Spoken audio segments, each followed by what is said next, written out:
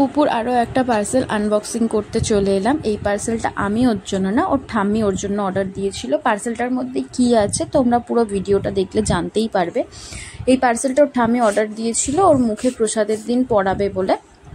তো যাই হোক, একটা কথা তোমাদের সাথে শেয়ার করি, আমরা জীবনে যেটা ঠিক করি আমাদের জন্য সেটা সবসময় হয় না। ভগবান আমাদের জন্য যেটা ঠিক করে রাখেন সেটাই হয়। কথাটা কেন বললাম তোমরা পরে ঠিক জানতে পারবে। তো আসি পার্সেলটা ছিল একটা পাঞ্জাবি।